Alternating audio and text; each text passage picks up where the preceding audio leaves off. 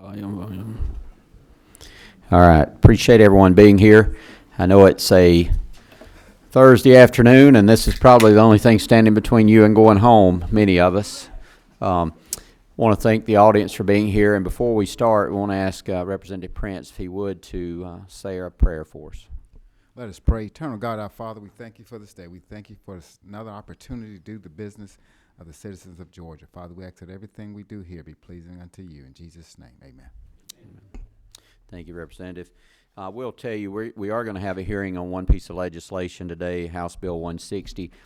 If you want to speak on that or any other topic during the meeting, there is a yellow pad down on the corner next to Representative Prince. Please go ahead and sign in as we're doing our presentation, and that way we'll move right on into the hearing after we're finished. Prior to the presentation, I do want to assign a few bills to subcommittees so that we can have our subcommittees start their work. We have three bills. We have House Bill 68, by Representative Welch. That'll be assigned to the Highway Subcommittee. We also have House Bill 150, that'll be assigned that's Representative Chairman Alan Powell. That'll also be assigned to the Highway Subcommittee. And then we have House Bill 6 by Representative Waits, and that'll be assigned to the Rail and Transit Subcommittee. So those are the three bill assignments for today. And again, if you're interested in speaking, please sign up. And at this time, we have a presentation by our Georgia Department of Transportation Commissioner, Russell McMurray, and appreciate what all he does for us.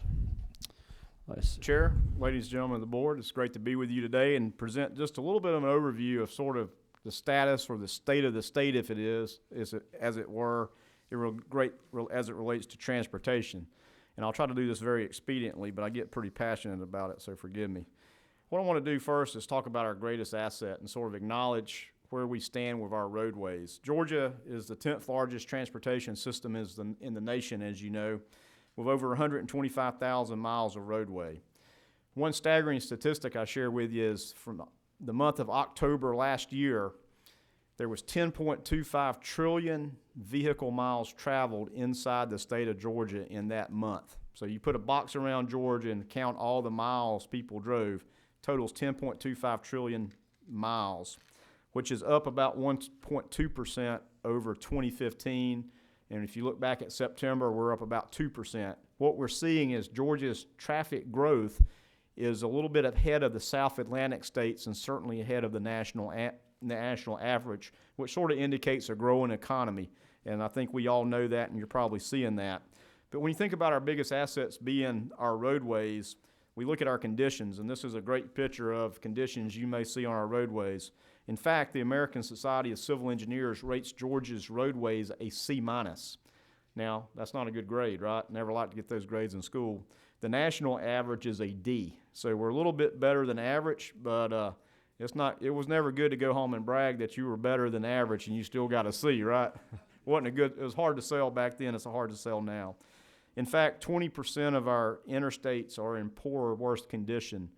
But I don't want to, be the Debbie Downer at this point, because I'm excited about what we're doing to bring back our conditions of our roadways, because those conditions have a direct correlation on the wear and tear of your car and vehicle.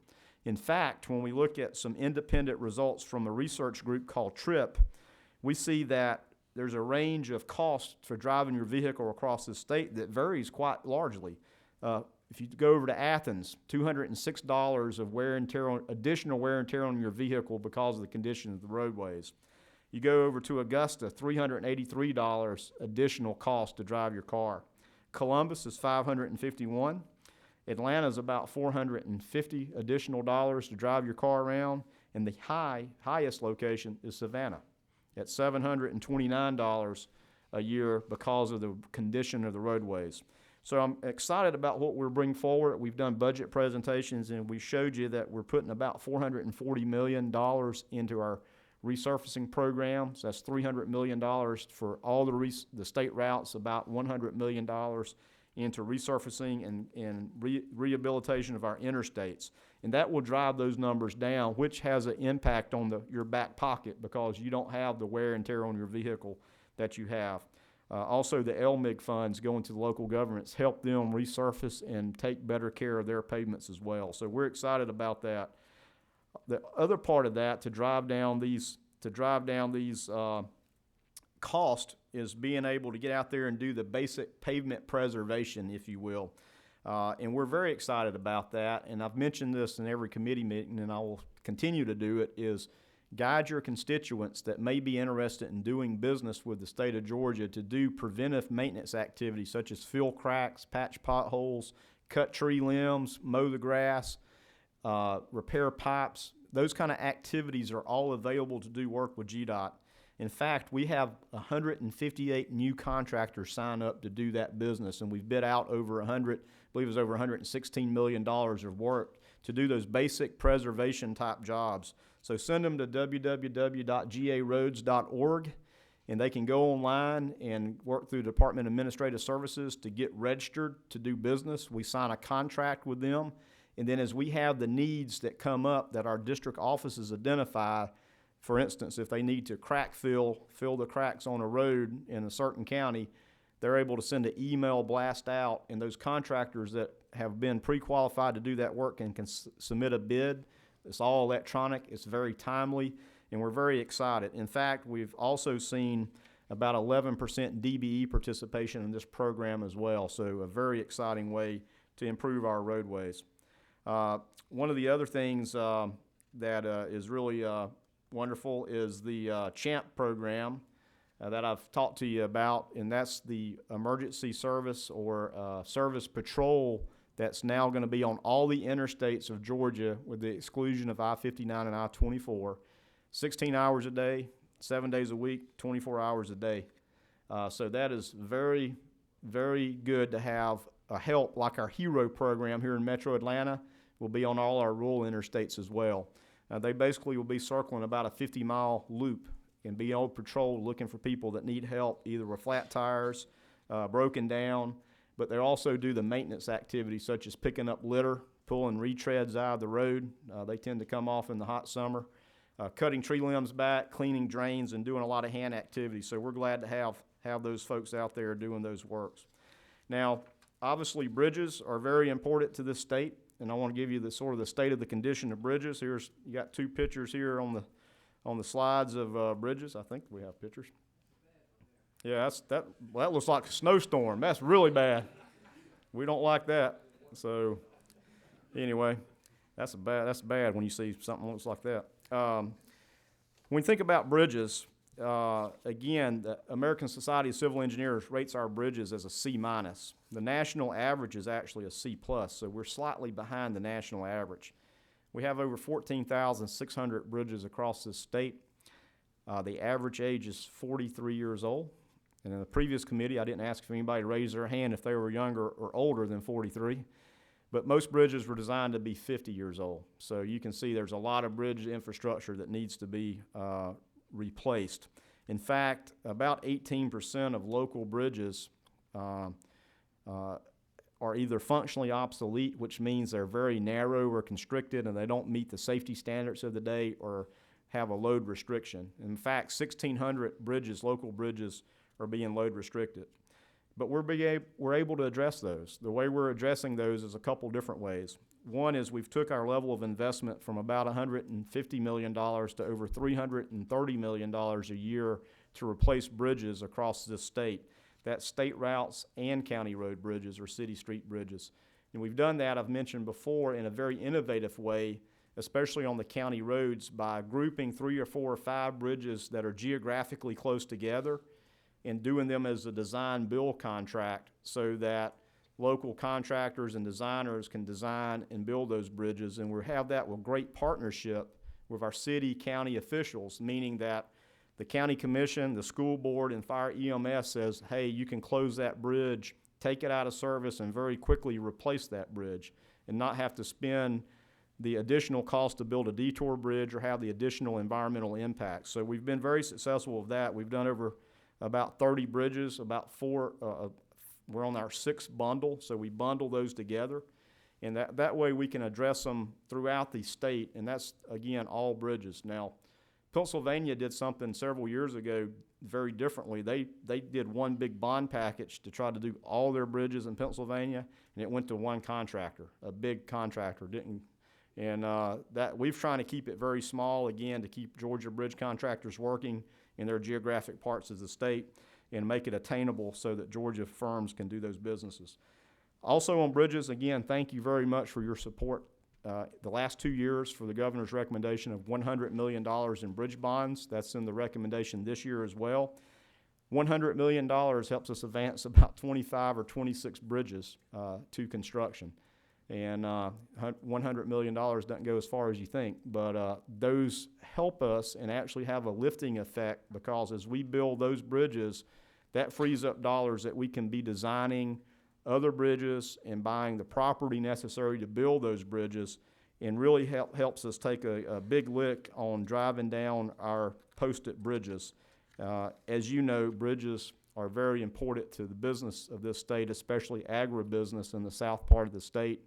If you can't get your crops or your livestock to market because you have a bridge that a tractor trailer can't drive across, that has an impact on the bottom line. So we're very excited about moving that ahead. Now, I've talked a lot about our existing assets, about what we're doing about our pavements and our bridges.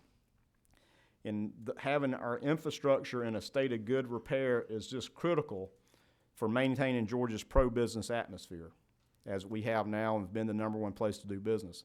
But for us to continue to grow and to continue to advance Georgia, we really have to think about mobility. And when we think about mobility, I think about mobility in 2 ways: freight logistics mobility and people or person mobility. So let's talk about that. As we recognize where we are today, this is a sight you see often, right, on your screen or up on the wall, is we think about congestion, especially in our metropolitan area here in Atlanta. When you look at our independent ratings of how Georgia's doing in congestion, NREX, app provider, traffic provider, ranks Atlanta 9th. Texas Transportation Institute ranks us 12th, and TomTom, the GPS folks that maybe you have a TomTom watch or a Navi system in your car, ranks Georgia 13th. We're not #1, but when you're stuck in traffic, we feel like we're #1, right?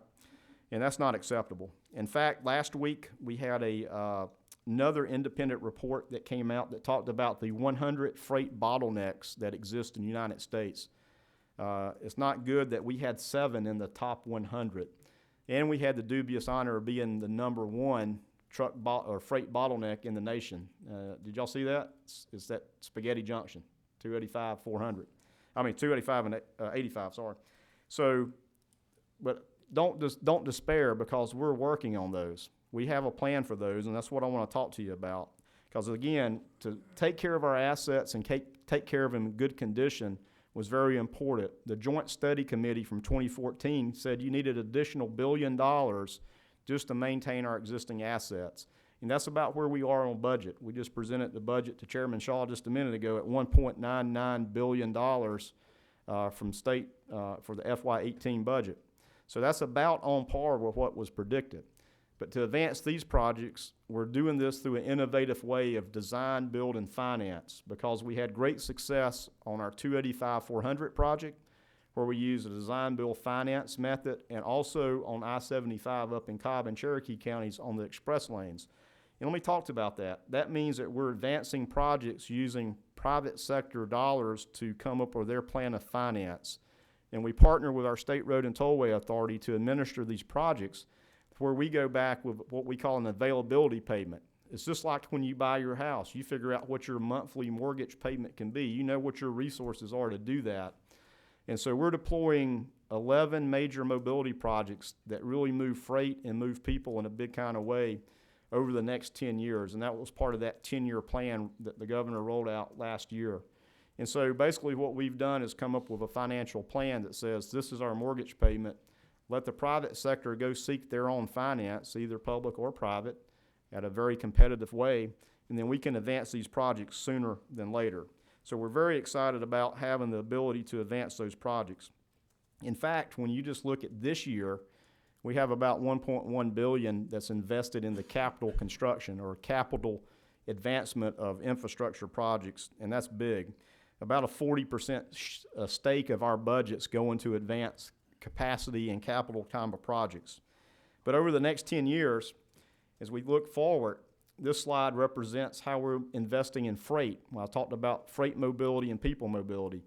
These are 45 projects that total $1.8 billion that are freight corridors that we've identified that are not on the interstates, and that these projects will be advancing over the next 10 years. These are projects like completing segments of US 441, completing segments of State Route 17, State Route 133, those kind of arteries that run north-south parallel into the interstates, and a little bit of east-west connectivity as well.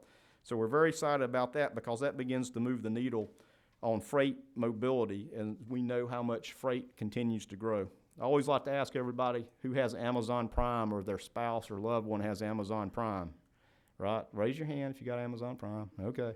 Yep. We like to order something and it show up at our doorstep 2 days later, right? Isn't that a great feeling when you get it finally? And so, but that happens because of freight and logistics, and we have to continue to be prepared for that. So let me talk about people mobility. So moving forward on moving people as well is continuing to expand on our express lane system. We just opened, in partnership with our State Road and Tollway Authority, the express lanes on I-75 South last weekend. And we're going to continue to use a dynamically managed express lanes, as you can see from this graphic, that really does the top half of 285 going up 400.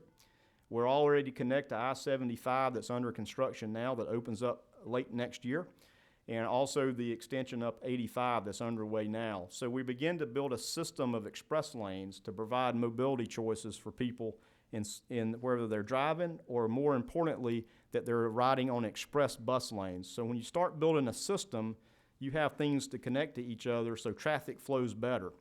And when we look at these projects on this map, which also includes projects down in Savannah, and I'll talk about in a minute, we see a tremendous outcome. We see that these traffic numbers reduce delay across the entire state, not just on the roads that these projects are on, but they have a lifting effect, if you will, to make traffic at least 5% better everywhere, because as traffic flows better, everybody benefits. And you think about 5% better traffic. Remember that number I told you that in October, people drove 10.25 trillion miles in a month? 5% of that number is 500 million miles. So there's 500 million less miles driven every month when all these projects are deployed, which is less delay, less cost to people's back pocket because they're not sitting in congestion. So that is very big. Now, I'm going to talk about a couple of the freight projects that are in these major mobility improvement program, these 11 projects that total about $10.5 to $11 billion that we'll deploy over the next 10 years. When I say deploy, that means we'll be under contract for them. That does not mean they are all built, but that means we're underway with them. One of those is the truck lanes from I-75 from down in Macon at 475 up into Henry County, and we're working on that detail now.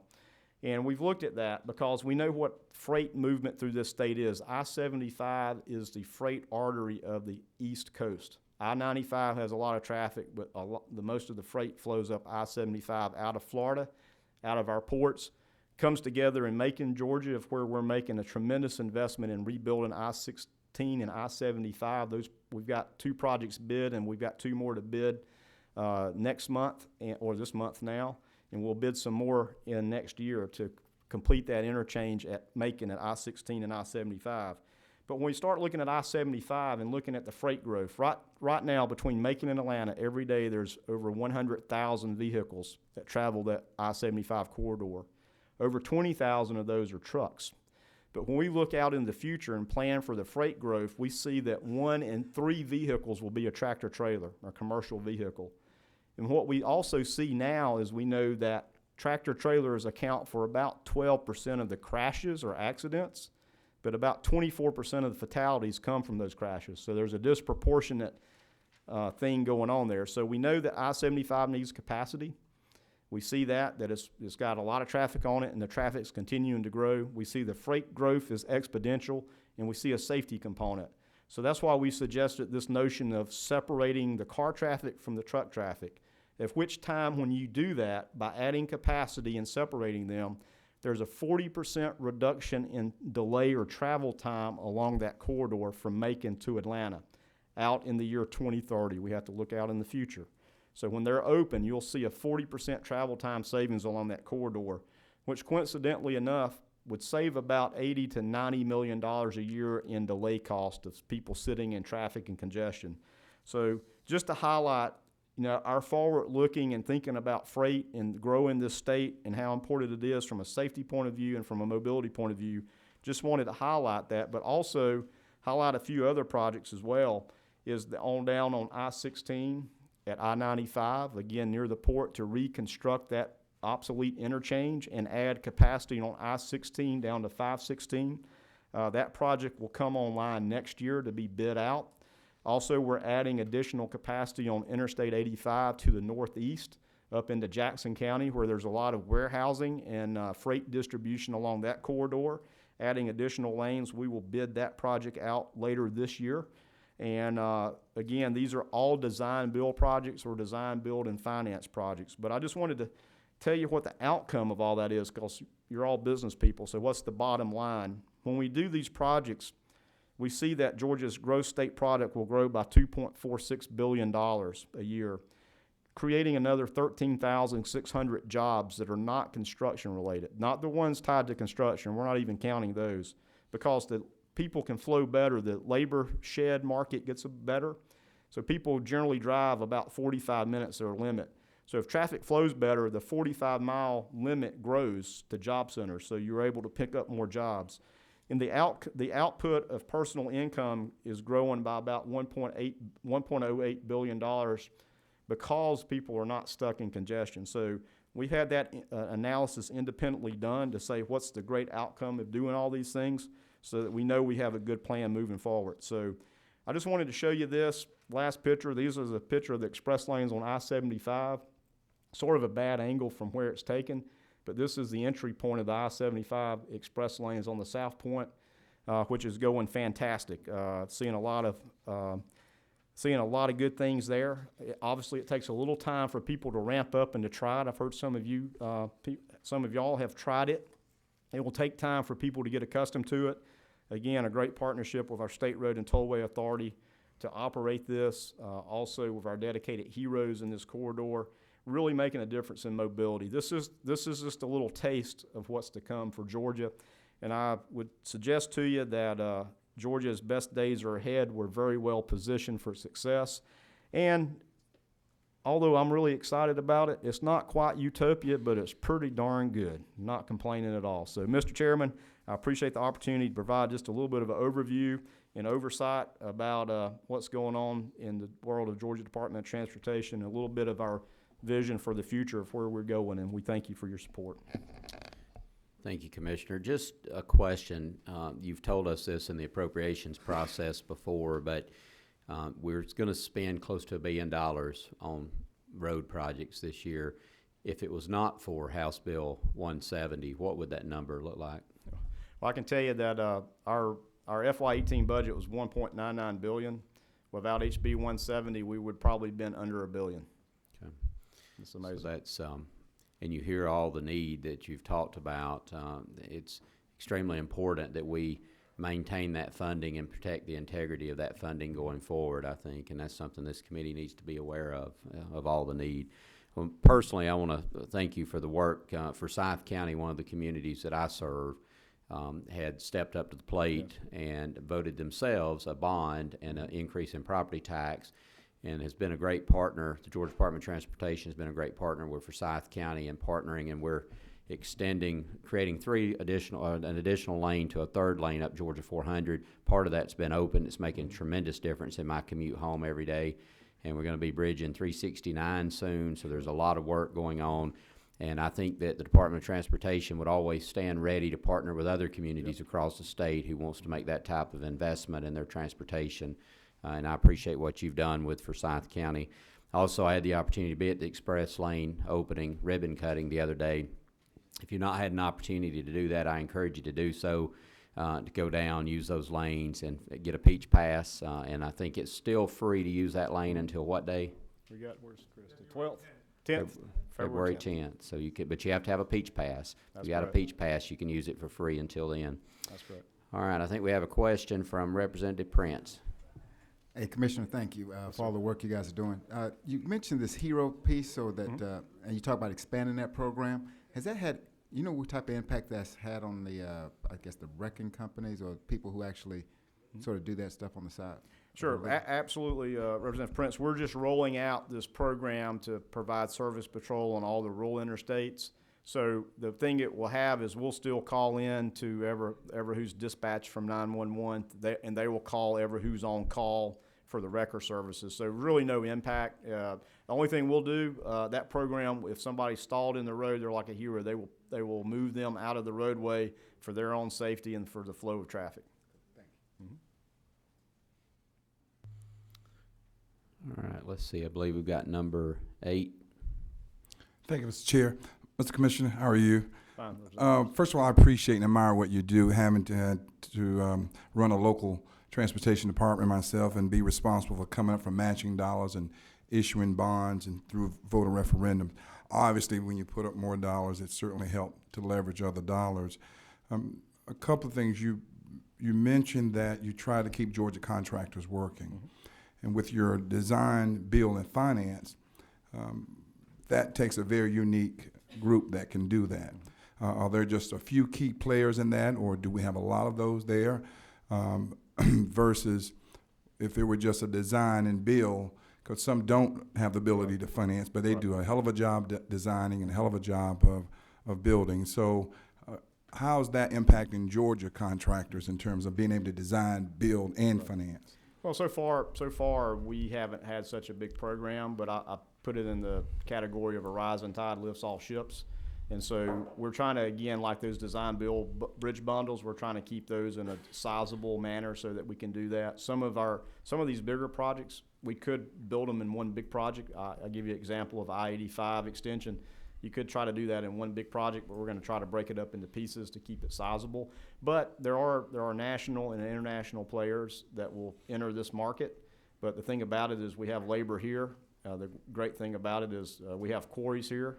We have concrete plants. We have asphalt plants that are traditionally, Georgia owned. So that's a great part, and that's why I say sort of a rising tide lifts all ships.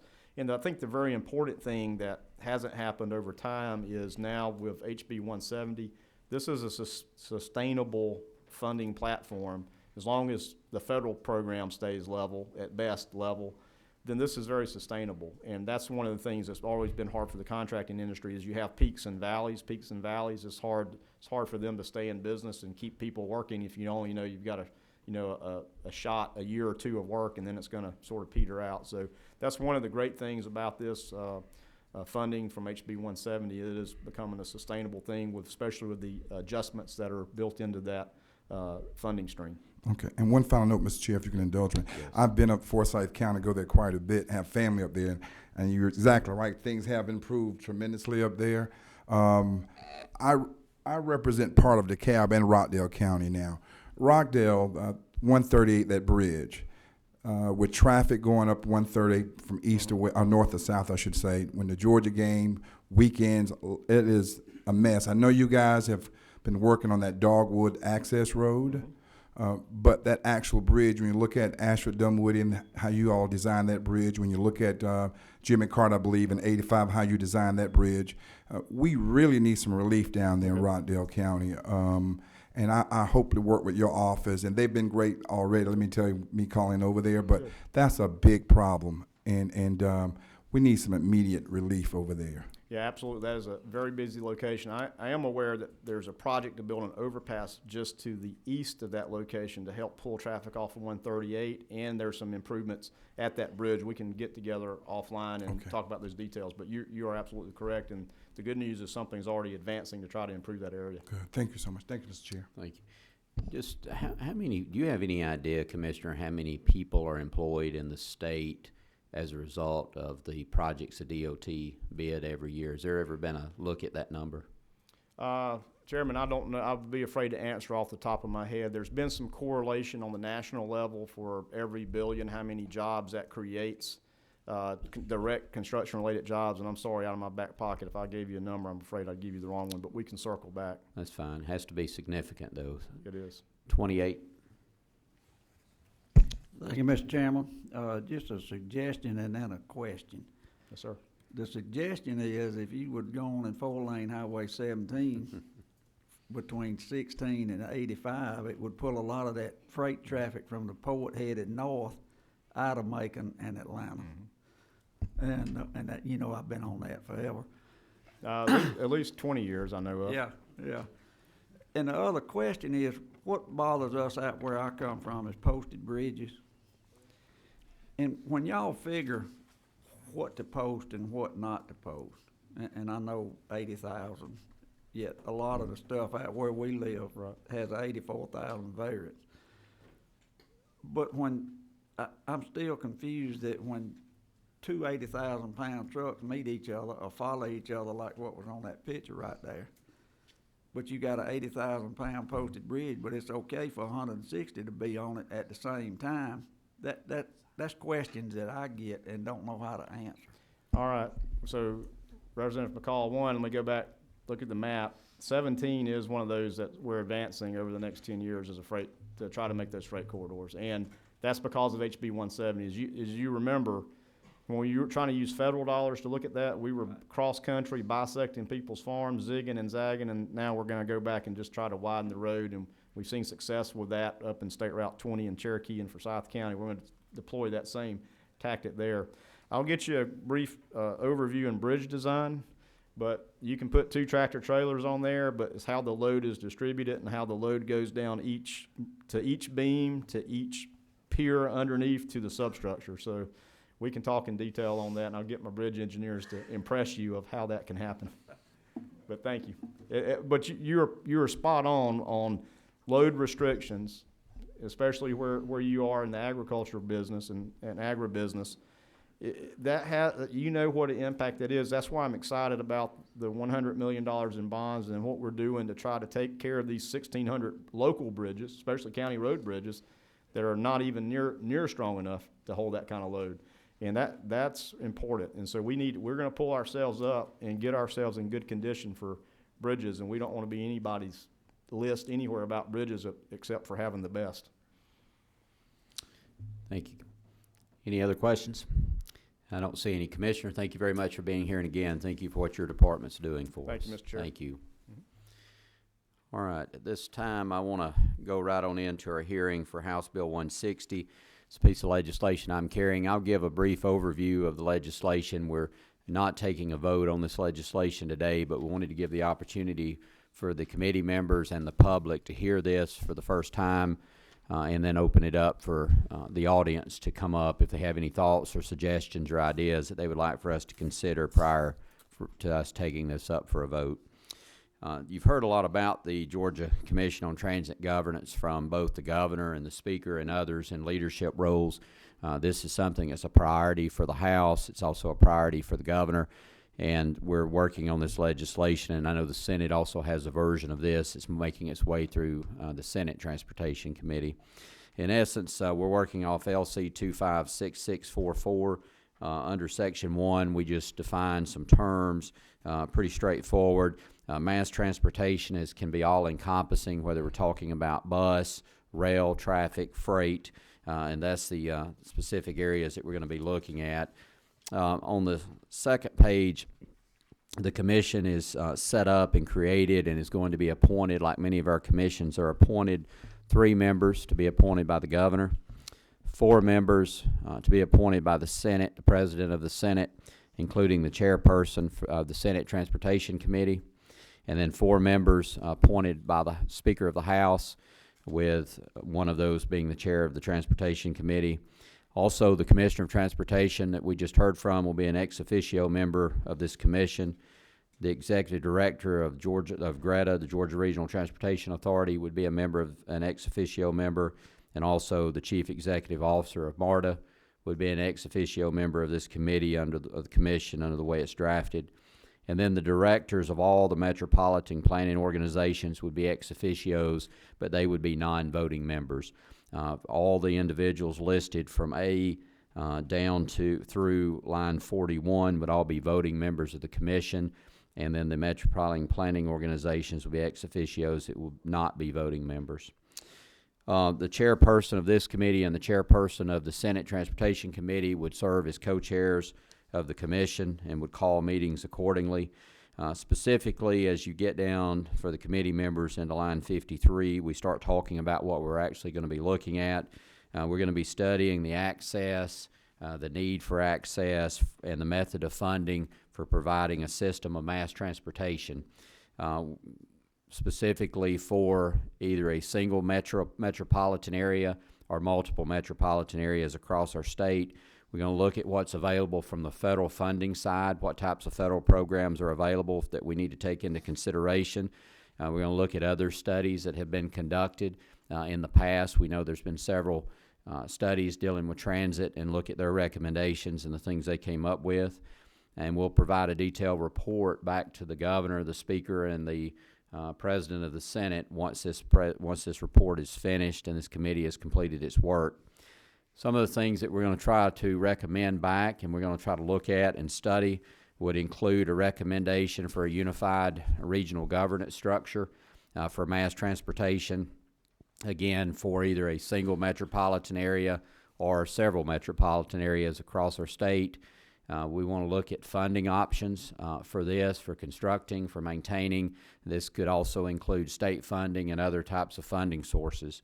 And then that's also, this commission would look at, once we determine what our recommendations would be, we would also look at possible legislation that would be necessary to carry out those recommendations, and that would also be included in this report. And again, this report would be concluded, and this commission would end no later than December 31st of this year, and the report would be filed, which would get ample time for other members of the General Assembly, the governor, the speaker, lieutenant governor, and the public to review this, and we could take up any possible legislation that the commission recommended as early as the next legislative session. In essence, that's the commission that we're looking at in this legislation. We'll open it up to questions of the members, and then we want to also hear from anyone here that would like to have input. Again, today is just a hearing only. We would be open to make any changes that the committee deems appropriate as we move forward over the next week, and would anticipate bringing this back up to the committee again at our next meeting. I believe we have a question from number 16. Thank you, Mr. Chairman. Clarification point, you said that it would end at the end of this year. Line 99 says the abolition will be on December 31st of 2018. Yes, I'm sorry. Under line 74, they shall submit the report by the end of this year, yes. but the commission continues for Until 2 years. 18, Yes. okay. Yes, sir. Thank you for that clarification. All right. Are there any other questions at this time? Okay, we've got number 8. Yes, one quick, Mr. Chair. When the commission is formed, will they set up the rules and regs in terms of whether or not you're going to have public input, how many meetings will be held throughout the state, and that is not necessarily be written in here, because I didn't see where it mentioned any actual public testimonies or the number of hearings that you'd be holding throughout. So we just leave that to the appropriate commission to establish those rules. The meetings we held would be public. They would be advertised to the public, and they would be able to attend, and there would be opportunities for public input. The number of meetings and the manner that they'd be held, the locations they'd be held, would be left up to the commission. Okay. 24. Thank you, Mr. Chairman. There's a statewide association called something like the Georgia Transit Association, which would provide statewide representation. Have you thought about including them? If I'm not mistaken, they actually may be here to speak today. I know I've talked to them earlier and encouraged them to come, and if they're not here, we're going to be speaking to them. Yeah, I think they're here to be heard on that issue. Thank you. Thanks for bringing that up. All right, I don't see any other questions from committee members, so at this time I have on the list 2 folks who have signed up to speak. We'll go in that order. And then if there's someone that's here that did not sign up, then just we'll take that at the end. But I believe we got Scott Haggard first. If you would, just come up to the podium. Thank you, Mr. Chairman and members of the committee. I'm Scott Haggard. I'm the Government Affairs Manager for the Atlanta Regional Commission, or ARC. First of all, I just want to thank the chairman for the bill. We think it's a very good bill. It's an issue that certainly deserves a lot of more discussion and consideration. Appreciate the speaker's comments regarding the issue, and certainly look forward to working with you and others as we move forward.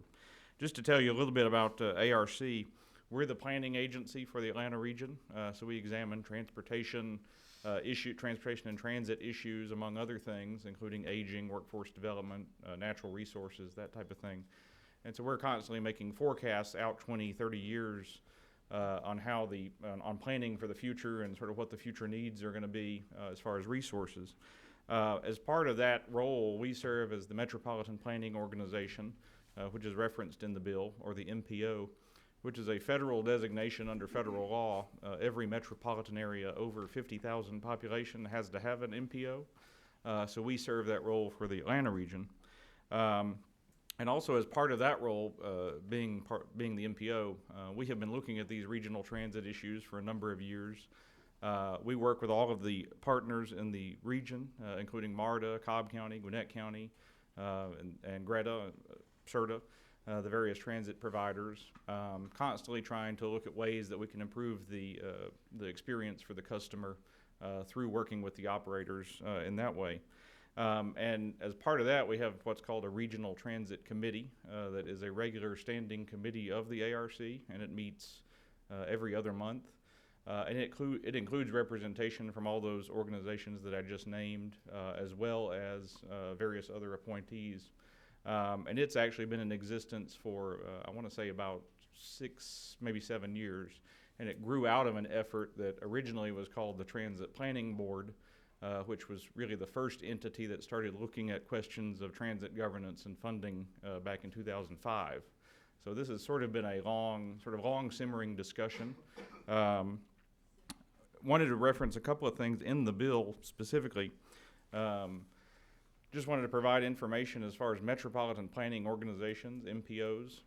Since in the bill it's listed that the directors of all the MPOs would be ex officio members, just wanted to let you know there are 16 MPOs in the state of Georgia, and that's again by federal designation, and it includes places as large as Atlanta, but then also, for instance, Cartersville, Bartow County is a separate MPO. The city of Hinesville on the coast has an MPO, and none of the MPOs actually run transit, but they actually do the planning and transportation planning, looking at the provision of transit service throughout their MPO area. There are 3 regional commissions that run transit services in the state of Georgia. So that's Coastal, 3 Rivers, and Southwest. And of course, regional commissions, there's 12 regional commissions in Georgia. 3 of those run transit systems. And then there's a wide variety of county and city transit systems throughout the state. Places like Rome has a city system, Macon, Savannah, Columbus, Augusta, Albany have county-run systems. So you'll find different methodologies of running transit throughout the state. Representative Gardner mentioned the Georgia Transit Association. I think that is an organization. I actually serve on the board of that as well. It's an organization that could be a valuable resource as part of the bill, maybe designated to be a participant in the commission. And then I think the overall message is that transit service is provided differently in different parts of the state. So as you're looking at the makeup of the commission, it might be useful to think about which entities are providing the transit service and which ones are the ones that would be most useful to be heard at the table when the commission actually meets. One way you might think about doing that is to have something like a designee for some of the organizations. If you had the MPOs as the official ex officio member, perhaps an MPO might designate a transit agency that's in its region or in its area to serve as its designee on the commission. So that's one idea that you might think about. That's really all I have. Just wanted to say we appreciate the efforts on this and look forward to working with you and the committee. Be glad to take any questions if there are any. We do have a couple. Okay, what number are you? Go ahead, Representative Garner. Thank you very much. I know that this has been simmering at the ARC for a number of years, and hopefully some of the time spent in doing some plannings for the Atlanta metro region will be useful in planning. I think it's beyond the simmering point now for most of my constituents, so I'm delighted that we're going to have this regional transit that will help us get from Cobb County through Fulton all the way to Gwinnett or whatever. I mean, we really need to make our people more mobile. But thank you, and I hope that you will participate a lot in this to help us move this forward. Thank you. Be happy to participate however we can and provide information and research and data, anything that would be useful to the committee. Thank you, Representative Garner. Are there any other? Representative Williams? Thank you, Mr. Chairman. Help me understand, and I saw the breakdown with ex officials, but I'm just trying to see two of the MPOs are in my area. One's in my district, Hinesville, Right. and then Coastal, which is out of Darien. It's going to be like throwing some goldfish in a tank of sharks. Bring my folk up here. My whole transit system carried last week what you carried since I've been talking here at MARTA. You need to help me understand how it's going to benefit me down on the coast of Georgia. Yes, sir. I mean, you make a good point. Like you said, there are two MPOs on the coast. There's Hinesville, like you said. Savannah has an MPO. And then aside from that, there's the Coastal Regional Commission, which actually serves the entire coast and provides transit services there. But to your point, there's over 120 transit systems in the state of Georgia. A lot of them are very small county-run systems that are what's called demand response. When someone calls and says, I need to make an appointment for a pickup to go to the doctor. So a lot of them are systems like that. I think the statewide interest is to try to make sure that all of that is working well together and that there's not, duplication of services, and that there's not, there's some cost efficiencies found throughout the way that transit is provided throughout the state. I think that's the intention probably behind doing something statewide. I think so, and also looking at the possibility of connectivity between the various larger cities in the state, looking out into the future. I know Macon has expressed an interest in that, of having the opportunity to be connected to Atlanta. Looking, is that cost effective? I know it's extremely expensive, and I believe, and Commissioner could correct me if I'm wrong, but I think on average that some of these systems are as low as 15% of their revenue actually comes from the fare box. I think MARTA is up around 30% now. Their budget comes from fares. So you lose money on these systems, so you have to be able to justify it with ridership and taking those folks off the road when we start talking about rail. That's why we want to look at not only rail, but also the ability of buses. Now, the Department of Transportation is also looking at the possibility of express lanes dedicated to those bus traffic, the express buses being able to run in our interstate system. So a lot of different opportunities there, and we just want to make sure that we're keeping an open mind and addressing not only the metro area, but also taking into consideration what's going on in places like Savannah. Any other questions? All right, sir. Thank you very much. Thank you. Look forward to working with you on this. All right, Mike Bagger, I believe you're next. Yes, sir.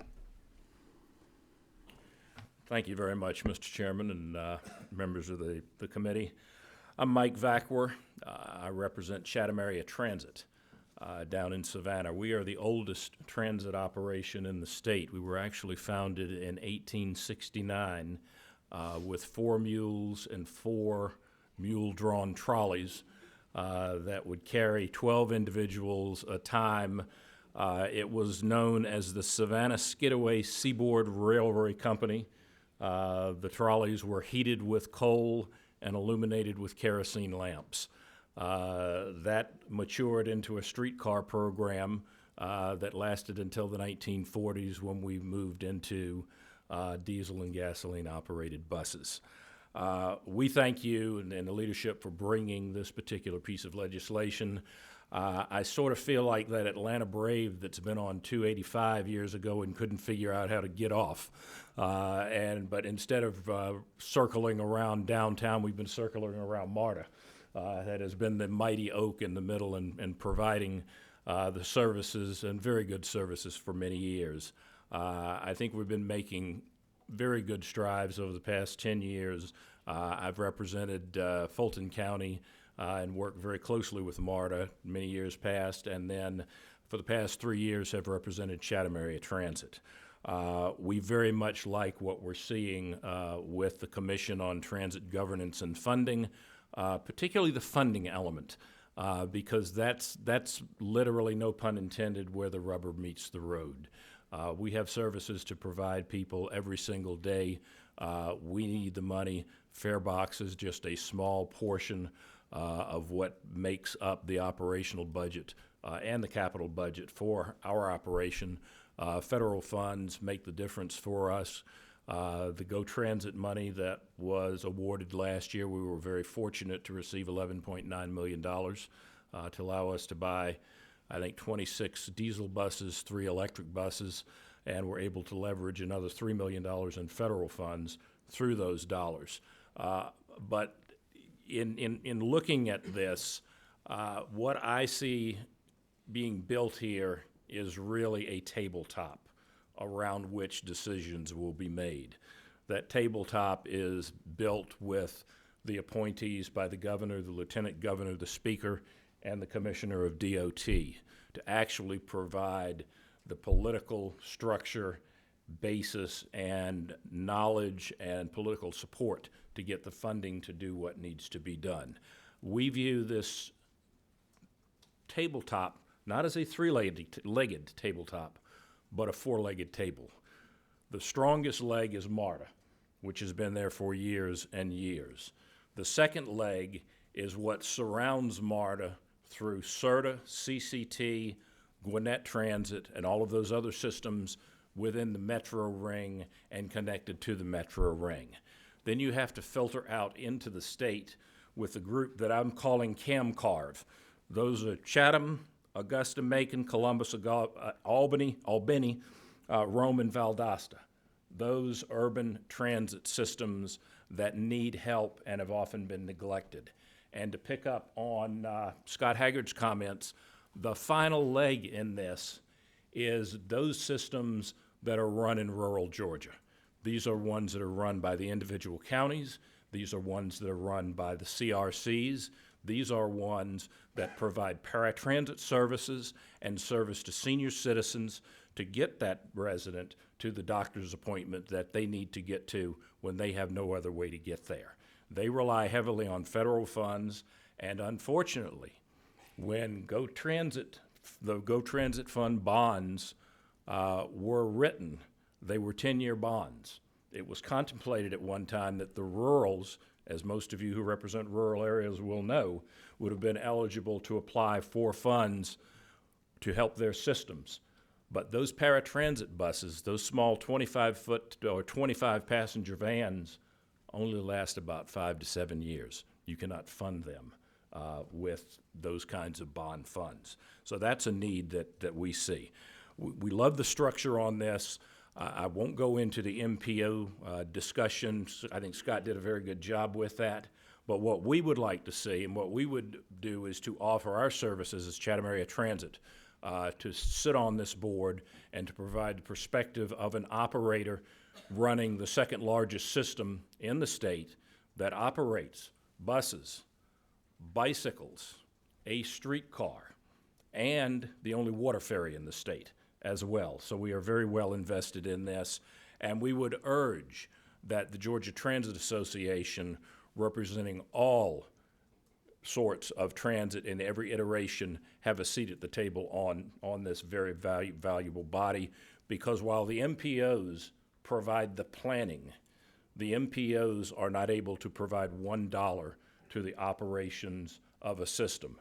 And for our situation in Chatham County, we are direct to the Federal Transit Association. We actually pay money to the MPO for their planning services to the tune of about $30,000 a year. So we would certainly like to see the language amended to include this kind of representation. And if the committee would like to, we would be glad to provide that language to the committee early next week. Thank you. And you're welcome to any type of written correspondence that you'd like to have like that. Feel free to send it to my office. We'd love to take a look at it. Great, I will do so. I believe Representative Williams may have a question. Thank you, Mr. Chairman. Thank you, Mike. I appreciate you. You were saying something, and Mr. Chairman, I wanted to address this more to you as author of the bill. The regional transit systems primarily have been used, and everything eventually is from point A to point B. But they have been primarily used for essentials like getting to the grocery store, getting to the senior citizen center. But I've noticed that the non-emergency transportation system has been left out of the circle, and this is vital because of the need to be transported to doctor's appointments and dialysis centers. I've noticed a huge deterioration in the entire system over the last years, 10 years or so. And I would certainly hope that part of the conversation for transit includes non-emergency transportation, which is extremely vital to rural Georgia. And MARTA has, if I remember correctly, a paratransit system that has been extremely helpful. But without that, I don't care what kind of insurance plan you come up with, people are not going to get to the doctor. I just would like to see them included in the conversation. Okay, thank you. We use that as former county manager. Our community had that, and it was important to our citizens, especially our senior population and special needs population. All right, any other questions? Thanks, sir. Thank you, Chairman. All right, those were the only two people that had signed up. Is there anyone else? Come up to the podium there and state your name for us for the record, and we'll be glad to hear from you. Hi, my name is Gordon Draves. I'm not representing any group right now, but I do belong to the Sierra Club, and I want to thank the Sierra Club very much for getting out the vote for the Cobb County extension of MARTA. I appreciate that because now I can go down to the Georgia Archives and National Archives and Clayton State University very easily on Route 193. I am also excited about other things, such as the proposed rail from East Point, that's my hometown right now, and it would be going down into Clayton County. So I'm very excited about that. And I like the idea of interconnections and such, and I think that we should do a better job of that. Intermodal situations where we have, you know, like near the Amtrak train, that's not very convenient. We need to do a little better job there. MARTA buses do get to the trains right there, but I think we need to do a better job, maybe get a new train station closer to a MARTA rail station or something like that. I'm very glad that the buses have bicycle carriers, because now I can put my bicycle on there. I went on a 400-mile bicycle trip this last summer. Unfortunately, it wasn't in Georgia. It was from Cumberland, Maryland to Pittsburgh on the Great Allegheny Passage, which is a 150-mile long trail, and then 50 miles on the Montour Trail, and then the C&O Canal towpath from Cumberland, Maryland to DC. So it was a great opportunity for me to learn a lot of history about the French and Indian War, the Civil War, and all those kind of things in that area. So I greatly appreciated being able to go on those trails. And I know that in Georgia, we're trying to do that. Right now, there's a 5.5-mile gap between the Silver Comet Trail and the Beltline Trail system. So if we can get CSX to donate or sell that property cheaply, we can get that connection, and that way you can go all the way from Stone Mountain to the state line on a bicycle trail or hiking trail. So I'm hoping that that will be a possibility too. So I don't know, I haven't read the bill yet, but I hope that it includes things such as bikeways and all those kind of things. And I guess that was about all I wanted to say. Just, promoting transportation is a good idea, interconnection, getting people from one place to another. They can enjoy things. Like I can go out to the archives and do my genealogy and all those kind of things. Thank you very much. Thank you. Any Appreciate, questions? I don't think you have any questions. thank you. Thank you. All right. Well, told everyone I'd try to keep this meeting to an hour, and I believe we've made the hour. I will say that, we again will have another meeting on this topic prior, and then hopefully take a vote as we look at making any changes. I also want to remind everyone our standing committee meeting will be in this room at 2:00 on Thursdays. Listen out for the subcommittee chairs to send out meeting notices for the legislation assigned. And other than that, we will stand adjourned. Have a good weekend, and rise up Falcons.